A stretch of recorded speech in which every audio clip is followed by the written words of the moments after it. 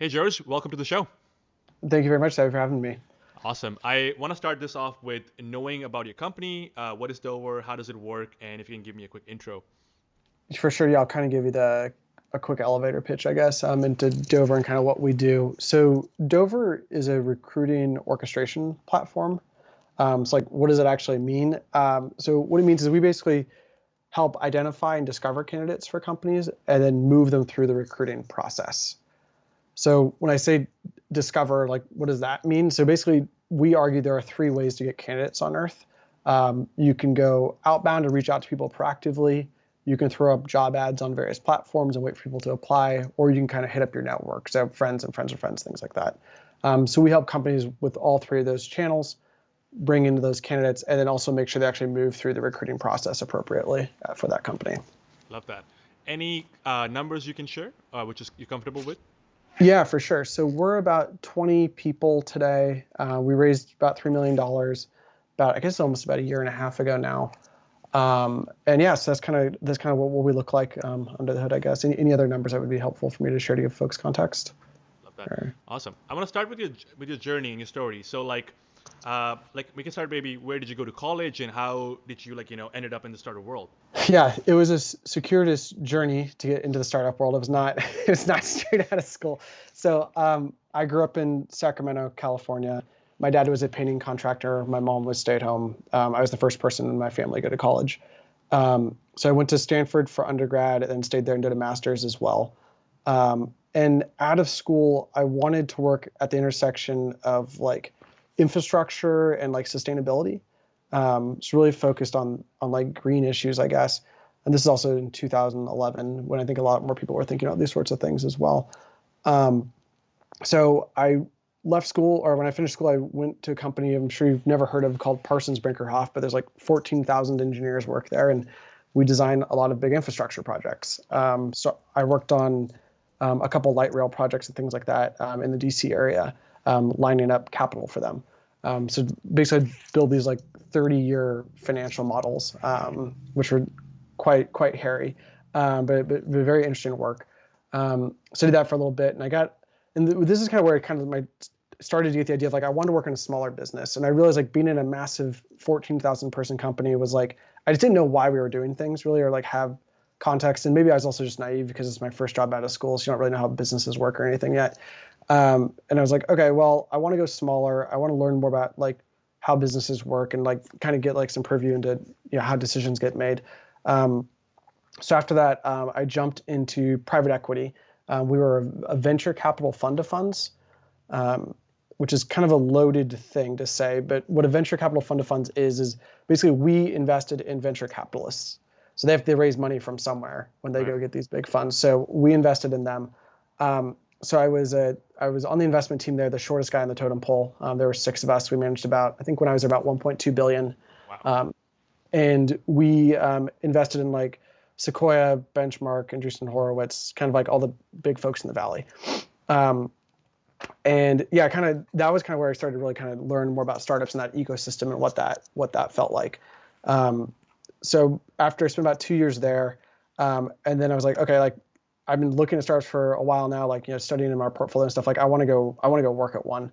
Um, so that's when I went and joined Lending Home. So I was the first person on the finance team there. The CFO hired me to lead financial planning. It was about 60 people when I joined, and when I left, it was about 200. And kind of got to see a company go through like really crazy growth, which was really exciting. And that's kind of like my first like foray into startup Startup land. world. Love that. And then after that, what made you wanted to start your own? And it was Dover your first startup? No, so Dover's my second rodeo on this. So after lending home, I basically came to the conclusion like I was dabbling in like trying to become like a crappy front end engineer on the side and like learning how to do that sort of stuff. And I enjoy hacking on things. And I basically decided like I want to go try to build something from scratch. I think it'd be really fun. And just to try to take something from 0 to 1 essentially. Um, so that's when I started my first company called Top Funnel. Um, and I spent about 3 years or so there before joining Dover about 2 years ago now, I guess. Awesome. And how did the idea for Dover came along? Yeah, so Dover two of my good friends who are now my co-founders were toying around with different ideas. They decided that they wanted to do recruiting. And then they decided probably, I don't know, probably about a month or so before I left my previous business, which was also in the recruiting space. But top funnel, we built tools for recruiters. And Max and Aversion we're trying to figure out like what they want to do, but they want to do something more full stack in the recruiting land. So I kind of him and hawed. I wasn't sure if I wanted to join. I didn't know if I wanted to do recruiting again as just like a subject space. Like there's a million different things to go work on out there. And I was like, oh, I don't know, I've had my kicks. I've learned a lot about that world. I want to go learn something else. And so I joined maybe about a year and a half ago or so. And I decided that like at the end of the day, like I think you join companies because of the people. And more than, at least for me, more than the subject matter. And I think this is kind of maybe like reflecting back to like how I made decisions like when I was coming out of school, when you asked me kind of about that, it's like how I make decisions now. It's way more people driven. At the beginning it was, oh, I really think about this area is really interesting. I'm really passionate about this subject matter. But at the end of the day, like things that make like work fun for me is like if I get to work with like really, really awesome, smart people, and like, basically the subject matter is like very secondary to me now. Like, but out of curiosity, how secondary is that? Is it like is it like is it like it's not like a 0-1, right? It's not like you would work on anything, even though the people are great, or is it like some kind of a ratio there? Like how would you like, yeah, so no, I think you're exactly right. I think there is a ratio there, and yeah. I think that my pendulum, used to be weighted, 90-10, and now it's probably weighted 10-90. Wow. On Okay. those two things. So to me, it's like it's just all about the people now. Like I think I can work on like if we were moving a pile of dirt and I was doing it with great people, I think that'd be fine. Wow. See, I'm at a 50-50, so it's crazy that you're Okay. at a 10-90. That is awesome. So would you work on something that you genuinely like? Like for me, example, I'm not a big finance person. I like more creative stuff. So like, would you work on something like whatever that is for you? Let's say finance, which you don't really enjoy it, but would you just do it because of people and to learn? Like I enjoyed, and this is something maybe because I've had these like different careers, right? Like I've started in like, I guess I started more like infrastructure finance, which is kind of a weird niche thing. That I ended up kind of going into corporate finance, and my third job. I did a little bit of investing, and like all those things are very different. And working at a startup is very different than at a big company. And I've always found kind of joy in all these things. So maybe I'm just very easy to appease, maybe, and like I can find the problem in there and get excited about that, whether it's like an operational thing or a mathematical thing or some product thing, and like always kind of get excited about that. So maybe I'm just easy. I don't know, but I found joy in all these different things. So the reason I was asking this was because I was wondering, like, there's probably a lot of people out there who don't know which field to get in, right? And kind of like, especially with startups, right? And deciding between people and like, this is something I actually enjoy, and so finding that balance. I was wondering how should they approach it. That's what I was trying to think, like, how do you think about it? I think that's the hardest thing. So I call this the lost phase. A lot of my friends are also in the startup world, and we've all gone through our different phases of going from, you like, there's like literally the day you're like, okay, I'm gonna like leave my job, and you're like, okay, then you wake up the next day and you're like, okay, great, now what do I do? Yep. Like I literally have nothing, and that's a very scary place to be. At least I find it particularly scary. And it's hard to find because you don't know what you're doing next. You just have no idea. And I think this lost phase is actually very important. In that this is the time you're going to like rip through a bunch of ideas really quickly. But I've also seen it. I've struggled with this myself around like sometimes you'll get stuck and you'll just like end up on like endless coffee dates with folks, and you'll never actually like start working on anything. So for me at least, I've just found like just start working on almost anything. It doesn't really matter, and you'll find the problem once you start working on it. I love that. That's great. Moving, like, kind of like keeping on the same like topic, but about starting a startup, right? Launching a startup. It's obviously hard to do a startup. So how should someone approach their first one? Like, because you've done a couple now, so you. Yeah, it's a great question. I think this is one of the things like to ask yourself, like, well, what's the motivation for doing this? I think it's always convoluted to everybody. I think a lot of people. So some people do because they care about subject matter very deeply, as you alluded to, or maybe for yourself, like you really care about something like, oh, there's a passion and I want to go work on this thing. I think for other folks, it's like, oh, I really want to like start a business for whatever reason. Or other folks are like, I just want to be in charge of things. And I think that something that's changed maybe over the last, I don't know, maybe 10 or 15 years or so in the startup ecosystem is like, I think being a startup person has become like a career path now, where I think 15 years ago it wasn't. Yep. Like mid 2000s, it was like you were taking a big risk and you're like going to go do this thing. Now there's like a bunch of infrastructure around this, right? There's like a million different accelerators, there's all these different blogs about everything. Everyone like knows like how to sell these, like how to sell their software, like how SaaS works, and all these business models and things like that. And things become a lot more standardized. So I think this is one of the things like to kind of ask yourself like, why are you doing this? And I think a lot of people opt into doing it now because it's been de-risked in some way. That it's just far less risky than it was a long time ago. So I think that's something to kind of think through. Makes sense. Awesome. And is it different starting your second startup as compared to the first one? Yes. The second one is far, far more relaxing than the first one. Or at least I found that for myself. The first one for me, I was coming out of basically I had like a stronger finance background, and I was like, okay, like now I have to wear all these different hats. Like I gotta like learn how to like sell a product. I gotta like kind of like build a product. I gotta like make sure like everything kind of works under the hood, and like how do you set up a company? Like what does that look like, and the legalese and all that sort of stuff. And that all felt very nerve-wracking the first go round for me. And I was very nervous about maybe like proving to myself that like I could make something work.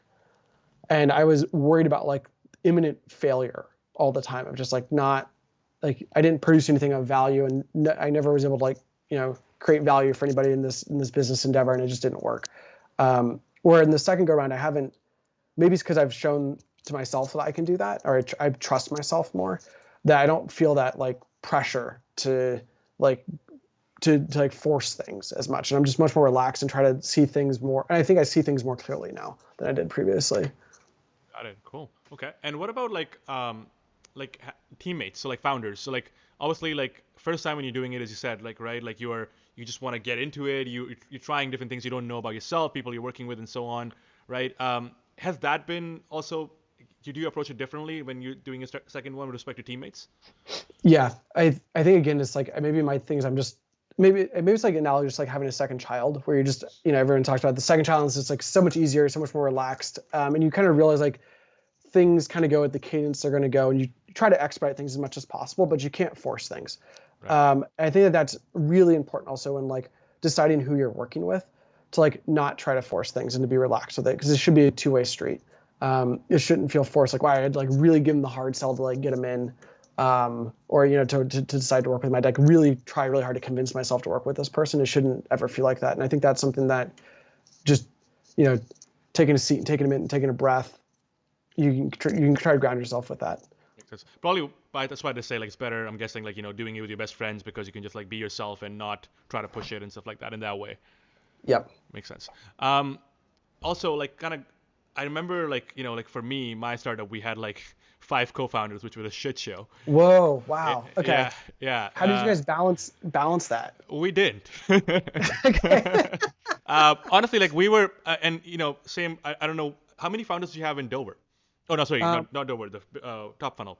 Yeah, Top Funnel. There were 2 of us, and at Dover there's 3 of us. Right. So kind of got that flavor, but 5 is a lot. Like, how did that like? Yeah, so for us, it was more like we didn't have any idea what the hell we were doing. Me and my buddy, we were like best friends, and we were like best friends, and we were just unsure. We were not like tech founders, so we needed someone to be a tech co-founder, and we tried for a long time to get someone to join, but they wouldn't. And then we were building an app. Somehow we were able to find 3 at the same time. One did iPhone, one did Android, and one did like a backend, and we were like, you know what? Let's get them all, and let's build the team. Bad decision, led to a lot of fights, led to a lot of drama, led to a lot of stress.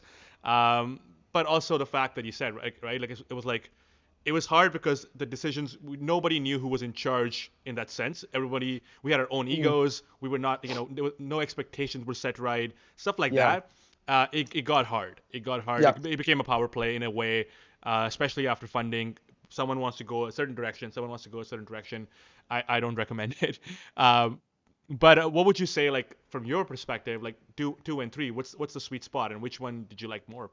Yeah, I think that what's interesting, what you just said is kind of interesting, because I think there's a lot of that talks also to the extent of like, you started this with a good friend, and there's some other folks came in. I think that's kind of my first takeaway from founding relationships, is it's way easier if you know the people deeply, and there's already like a lot of trust there. Because startups always get hard. It might be day 1, it's really hard. It might be day 100, it might be day 1,000 when it gets really hard. But there's always these hills one has to climb. You want to make sure you're on a team that you have a deep trust with. One of the things I've also learned about the 3-person dynamic, which I really, really appreciate, is it's way easier to be wrong. And when you're in a 2-person relationship, I come in with a great idea, and you come in and you think the exact opposite thing as me, and I'm like, okay, then we're just going to battle this out, right? And we'll lock horns, and it might take us a week or a month, or maybe we never settle it, because we have different visions of how things should work. And I think that's really difficult in 2-person dynamics. In a 3-person dynamic, which is easier, if I come in and Max and Avisha both think my idea is dumb, they'll tell me that. And if I can't make a good intellectual argument to them that this is a good reason or this is a good thing to push forward with, then we'll just pass on it. And that's okay. And it's not like an ego blow to me in any way, because I couldn't convince them, and that's fine. So I think it's like almost, in some ways, it's like easier on the ego in a 3-person group. And I guess we're also kind of fortunate, like, for the 3 of us, like, one of us is wrong a third of the time. It bounces around amongst us. I feel pretty lucky that's the dynamic that we have. I like that. That's pretty, and yeah, it makes perfect sense. Like with 2, you don't know which one, who's like, it's like either it's your ego or either it's like, the idea. You don't know which one's right or wrong. Exactly. But with 3, there's always like a deal breaker in that way. Yep. Makes exactly. Sense. Awesome. When there were 5 of you guys, like, how did that work? Were there folks who were the tiebreaker, or like, how did you guys figure that out for yourselves? So ours was very ugly, because what happened was me and I can get into deeper for this, but like what happened was me and my buddy, we were starting business, and we offered 3 tech people like small chunk of equity. So we gave them very small chunk of equity, and then from there, as we got into YC, to be a co-founder, we had to give them more equity. So then from 5%, they went to 10%. And then at one point, they were like, well, I think I remember when we were YC, and they were talking to one of the alumni, and he's like, what are you guys doing? Ask for more. You're the tech co-founder. And it became like this equity play. And at one point, we had to give them more equity, which is okay. I mean, we were trying to build a company, so it's not that we were greedy, but I think with that, as the equity came in, there was a power dynamic where who's really leading the company, because we didn't have that expectation set from the start. Right. And to be honest with you, I think we were also at a place where we did not know what we were doing. So like nobody had an idea. And I want to give this context, I guess. It's like that we were building the startup for wrong reasons. We were building it for the money. None of us really enjoyed the product. None of us cared about it. And none of us cared about the users. We were just like, we want to build this company. We were building a social media app, and we saw there was traction. We were like, want to build this for, everybody to use it. And then once we have the money, then we will be success. You know what I mean? That kind of mentality. Yeah. Yeah. And so there was so much going wrong that I don't even know what to, like, pinpoint at. Like was it the leadership? Was it, you know what I mean? Like there was so much wrong with it. But I think it can be done. It's not that it cannot be done, but at least what I've realized is you have to have right expectations from the start. And then ideally, if you're working with your people you love and everybody knows what their role is, it's easier. But I would never I don't want to get into that ever again. I would probably do 2 or 3. That's kind of my sweet spot. Yeah. I think, so. Yeah, 5. I imagine like the meetings and stuff must have been challenging around voting, or how decisions get made. I think that's the hardest thing in an early stage environment, because you're acting with very little data. Yep. And this is the most challenging thing about starting a business, is you're largely acting off of instincts. It's a very low data environment, but you have to make a lot of decisions very quickly around direction. And I think that's something that, at least in a 2-person dynamic, it's easier to, 2 people have 2 different religious beliefs about some issue, and then there's things like you can't solve it. Where with 3 people, it's like, I guess we've never been in a situation where all 3 of us bring in different things, but like normally someone will side with somebody else or be convinced of that argument, and like that will be good enough to get us to go in that direction, which I think is very useful. I think it makes us faster, actually, at the end of the day. I love that. I never thought like that. I always thought like 2 people, one tech, one business, but I really like this kind of way of thinking. I think that's the stereotype, though, right? I don't know exactly where that comes from, but like I've also always felt that there's always like, there's like the business person, and there's the tech person, and they like work in tandem. They build this awesome business together. And I don't know if maybe it's a movie thing, or I don't know. Maybe it's just the way people talk about it all the time, but It feels like I think that is the stereotype. Interesting.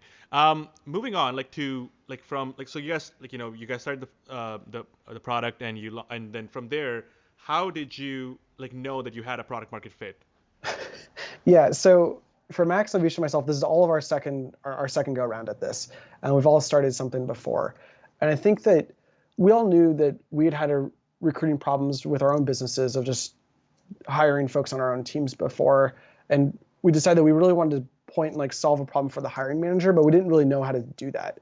So they're both like MIT engineers. I'm the only person who doesn't really code on the team when we're starting. And I think one of the funny things about our origin is that we didn't have any code for the first months of our product. It was, or after like deciding we were going to start working on this, we really started with just like a bunch of manual spreadsheets, copying, pasting a bunch of stuff, moving things around, and just doing a bunch of manual work to really understand the problem and like work as really close as we could with our customer. Very cool. And I guess we're lucky in that we had a bunch of friends who were at other startups and found other startups. So we just, at the beginning, it was kind of like trick your friends into using your thing, and try to create a great user experience for them. But that's kind of how we started. So it was just like, sitting around a room and like, trying to create some value for some folks. And we didn't really exactly understand the problem we were going to tackle at day zero. Got it.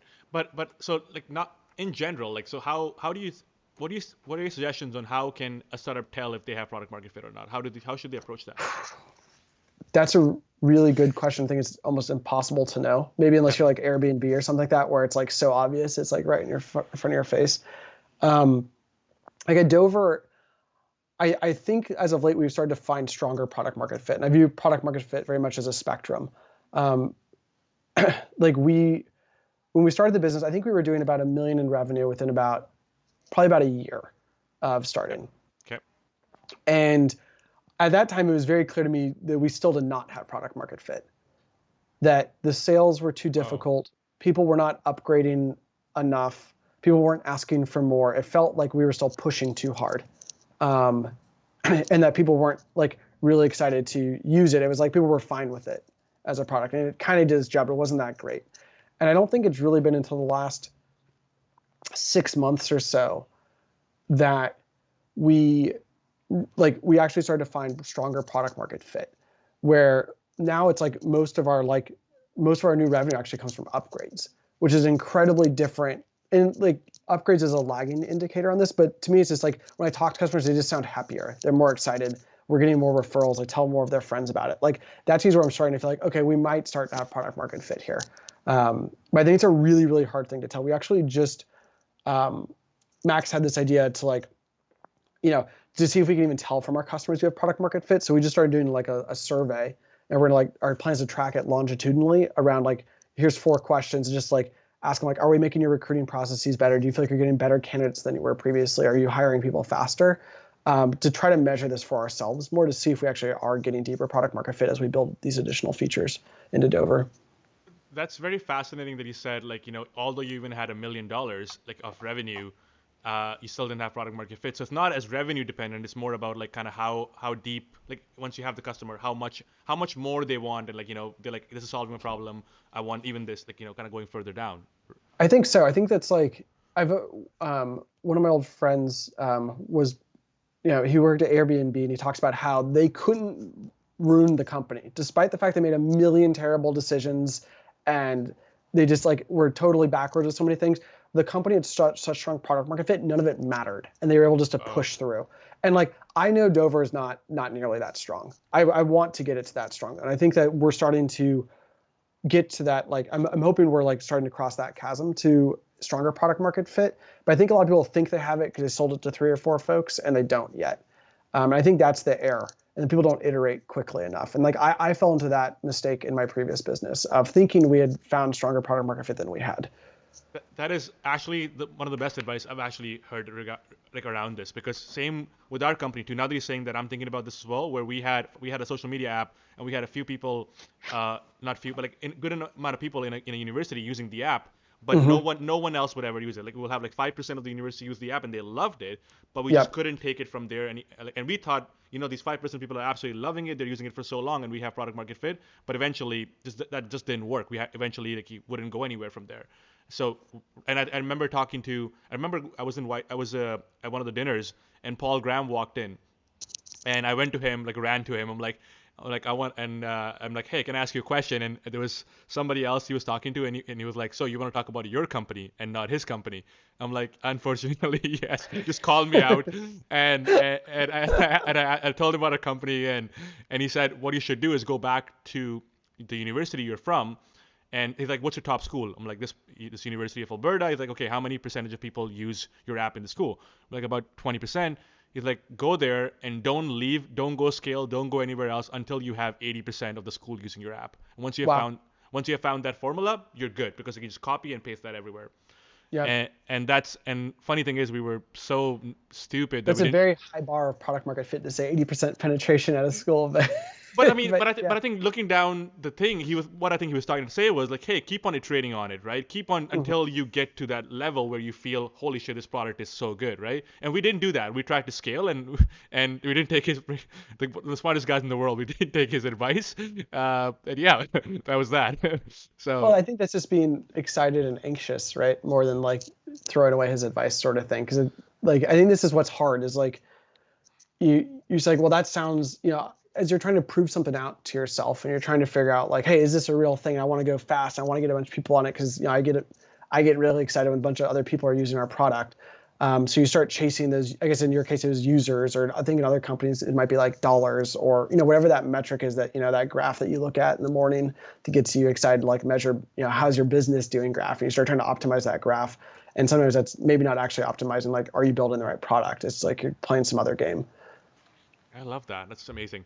Awesome. Moving on from there. So like, obviously, now that you understand, like, how the product is doing, you're doing a lot of like, talking to your customers and stuff like that. When is the right time to think about sales now, like to grow fast and think about sales for a business? Yeah. So I feel kind of spoiled saying this. We still don't have a salesperson at Dover. I think we're about 4.5 million in revenue now, and we've had people on the team basically sub in temporarily in this role, and this is one of my other larger like learnings from my last entrepreneurial experience. I was really worried about sales very early on in the business's life, and around like optimizing sales and like automate sales workflows and like marketing workflows, all this stuff. Like I think that's way too early on. Like I think as a founder, your head should be very, very deep in the product for a very long time. And I don't know exactly where that threshold cutoff is, but my guess is it's probably like tens of millions of dollars of revenue sort of level. Or if you're measuring users, like some like very large user number.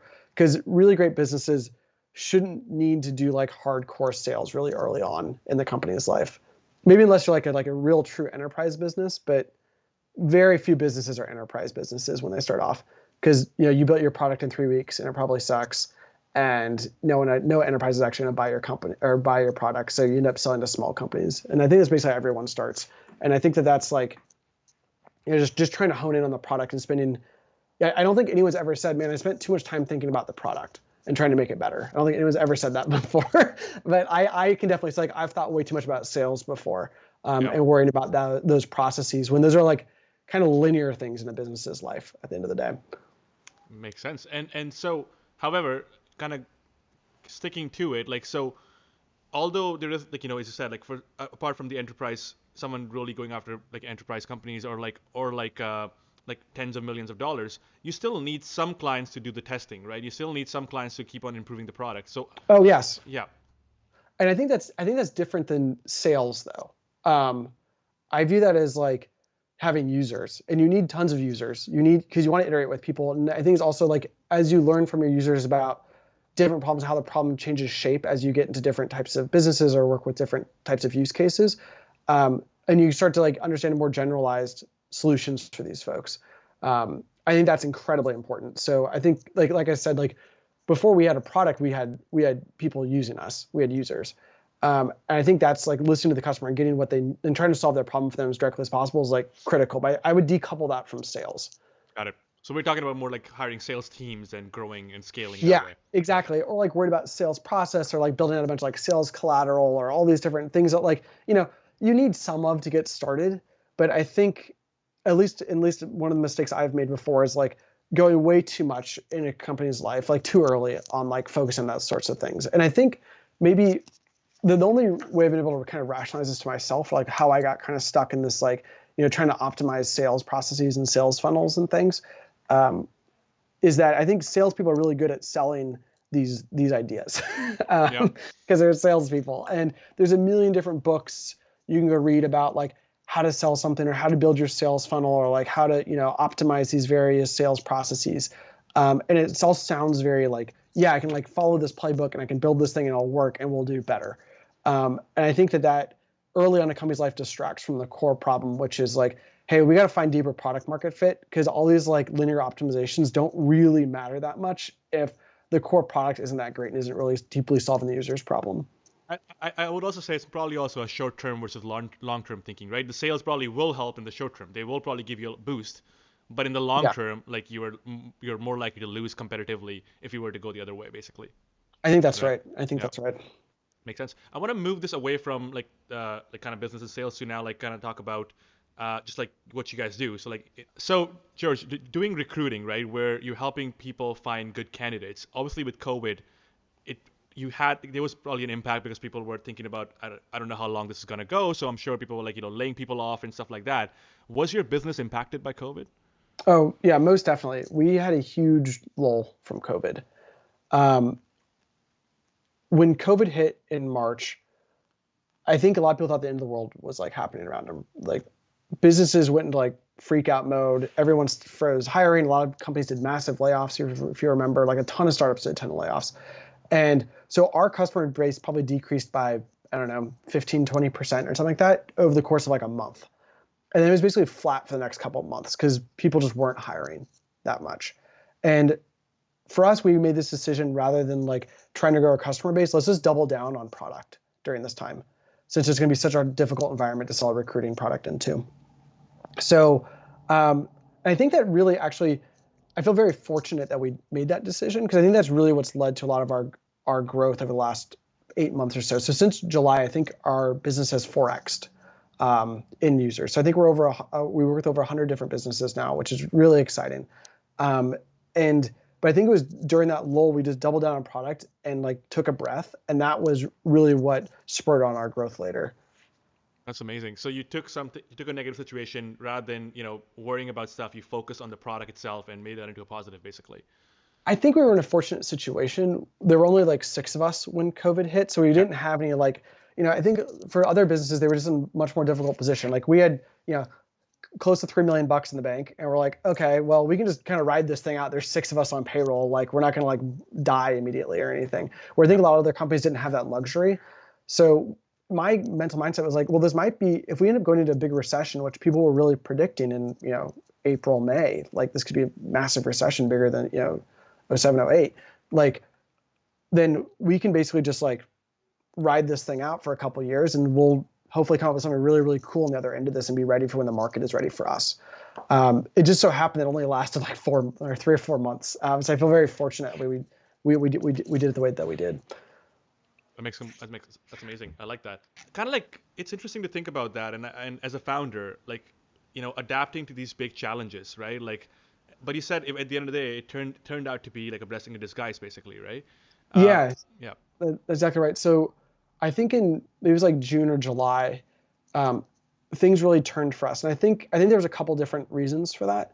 I think this is where we started to feel, for the last 8 months or so, I feel like we've started to develop stronger product market fit, and this is kind of that turning point for us in our business, where we saw a lot of the folks that we were working with starting to ramp up with us, and we saw a lot of referrals start to come in, and it was almost like the serenity of like not worrying about like go to market as much during that time. For those couple of months we like actually built better and cooler things, and that's what actually drove more people into Dover, and we got stronger product market fit through that. So I feel kind of like blessed in a way that we were able to like, we had a good customer base at the time. We had like, I don't know, 20 customers, something in that ballpark, and we were able to like really iterate and spend a lot of time with them instead of worrying about growth.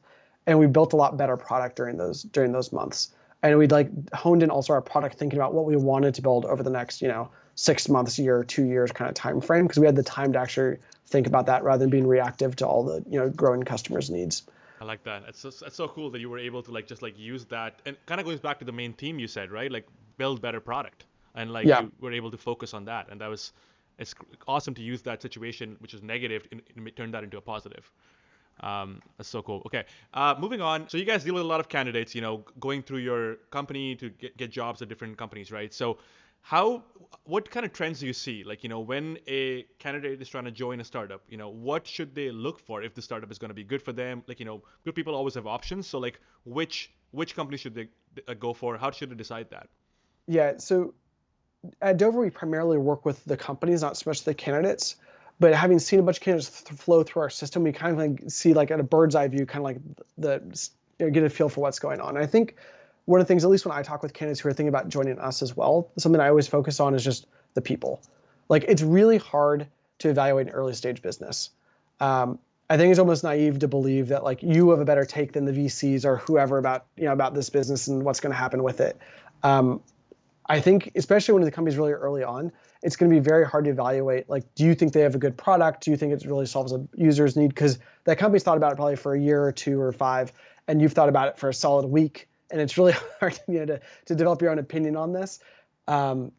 So I always just think like if you're impressed by the people and you think they're going to be a good fit, and like you feel like, wow, I would be fortunate to work with this group of people because they all seem incredibly smart and driven and hardworking. That to me seems like the team to join, or the bet to make. That's great. I love that. And how about from a company's perspective? So like when they are hiring, right? Why is hiring so hard? Hiring's hard. I think we work a lot with. I bet you 80% of the customers we work with currently are between, call it 15 and like 80-person companies. Call it like like a lot of Series A, a lot of Series B businesses, and for them, they're hiring a lot of first ofs. So it's our first of demand gen, or our first of sales operations person, or our first DevOps engineer, or whatever these various things are that companies need. And those are always really hard hires because the company has to learn about what this person is and what's reasonable. They have to learn like, how is this person going to fit into our marketing organization?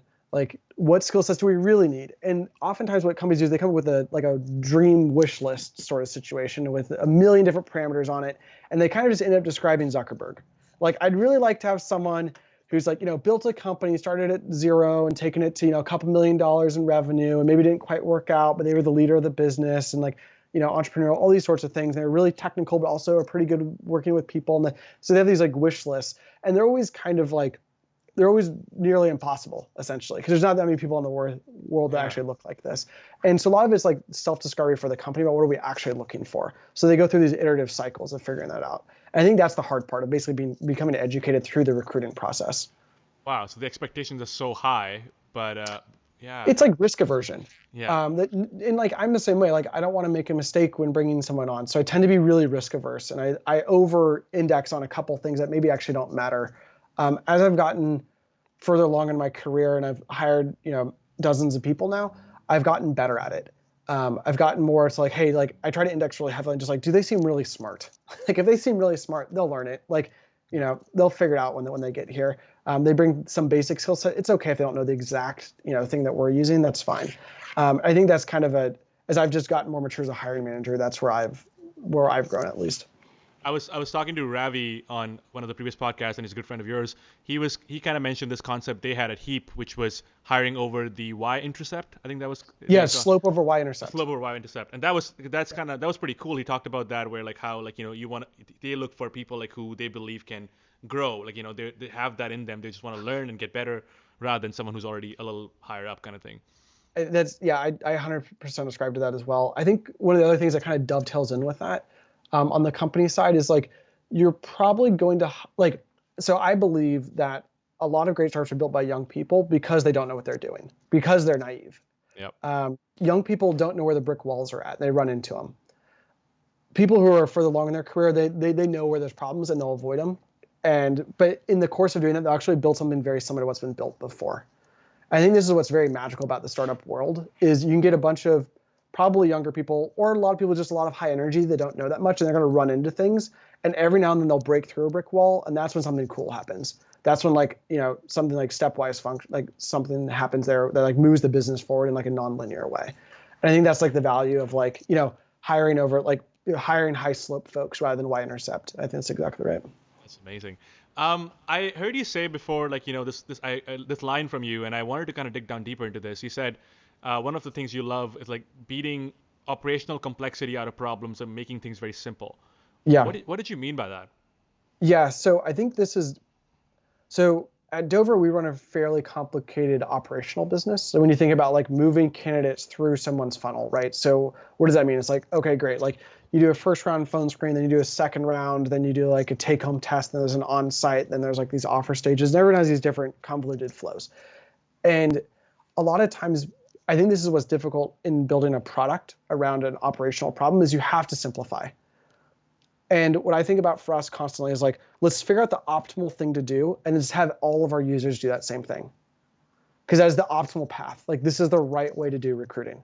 And we have to keep moving complexity out of the system because your product will never grow and will never solve the user's problem if you just add arbitrary complexity to it. So for us, it's constantly pushing that complexity out. And it's a hard thing to do because users often ask for like, oh, can I get this thing or can I get this thing? And for us, it's like, we often have to go back to them with data and say, well, if you do this, this actually hurts you in X and Y way. Oh, you're going to have more candidate fallout if you ask for a resume at this stage after you've talked to them. Got it. So things like that, just like trying to reduce friction for them. So that's like a constant push in our business, like just reduce the complexity. Don't add more complexity to the product.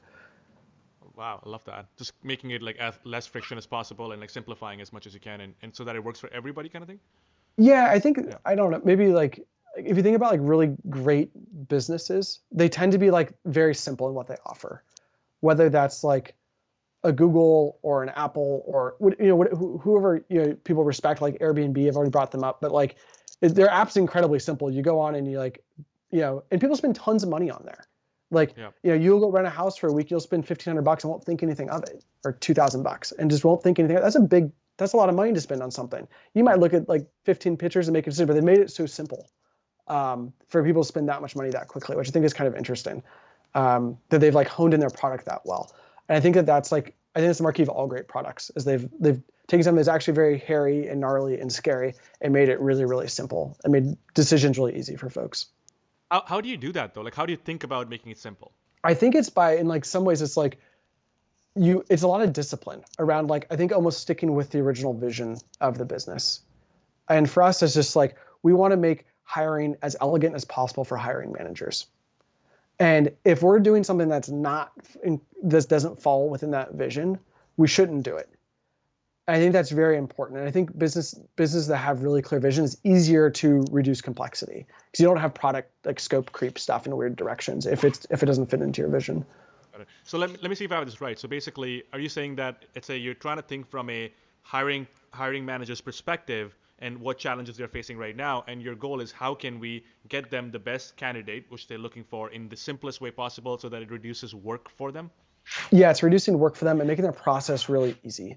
Yeah. Like a lot of recruiting is process. It is how do I know to advance someone from this stage to this next stage, or how do I reject them nicely if I don't want to move them forward, or if they withdraw, how do we log that so we know that we don't keep following up that candidate. All these sorts of there's a million edge cases in recruiting, which I think is what makes it a particularly interesting problem to work on, frankly. Yeah. And for us, it's like, how can we simplify all those edge cases and make a really nice user experience so that it doesn't feel like there's a million features and buttons and things to work with to try to get your result that you want, which is ultimately just a hire, which conceptually is a very simple thing, but the path in there is very, very winding. Love that. Okay, I want to finish this podcast with the theme of the podcast is YC, so I want to kind of know about your YC experience. How was that for you? It was wonderful. So Max had actually already done YC before. I think it was 2014. Anvisha was really excited about doing it. I was fairly neutral. They'd actually already entered YC before I'd actually even joined them. And so I entered YC like having not really like opted into it, but like being like, okay, cool. Like I guess I'm going to have this experience anyways. Yeah. And I was a little skeptical at first, to be honest. I was like, I've already been through this before. I've gotten a company to 30 people. I think I kind of understand the basics. And the thing that really blew my hair back with YC was it gave me the language that I needed to talk about the business in the right way. I don't know if you've ever taken like a social psychology course, like a 101 psych course or something like that, or sociology course. Like a lot of what at least I've learned in my entry level courses like that was I didn't like learn like, oh, this is a new profound way of how the world works. It's more like, oh, I observed this thing happen before, but I didn't have the language to actually describe it or discuss it properly. Right. And YC gave me that. Like YC allowed me to think in a way that was just a little bit more structured about building the business and gave me the language to do that, which I thought was really awesome. Kind of even with the demo day pitch, right? They try to make it so simple. They're like, they try to like make it like your grandma can understand it kind of thing. Yeah. Yeah, it's pitch and also just like we've been talking about product market fit here, right? Yeah. And that's something that, like, maybe this is like terribly naive of me in my previous business, but I didn't use that language as much as I do now. And it wasn't like beat into me as much. And I was way more worried about like the operational and the sales portions of the business rather than like, are we building a truly great product here? And that's something that YC really like drove into me and like made me more focused on. I think that was really, really valuable. I think had I not gone through YC, I probably would have repeated more of my mistakes I'd made previously. I love that, and I want to end on this particular note that every time I hear YC talk about product like build products people want and stuff like that, like it sounds great, but like what does that mean, and I think in this episode like you talked so much about it and so deep about it. I think that's very cool, like kind of like how you think about it, how focused you have to be about the product, and I think it's a very good way of looking at it, and I think that'd be really helpful for a lot of people. Thank you. Thanks so much for being on the show. I appreciate it, Yeah, man. thanks for having me.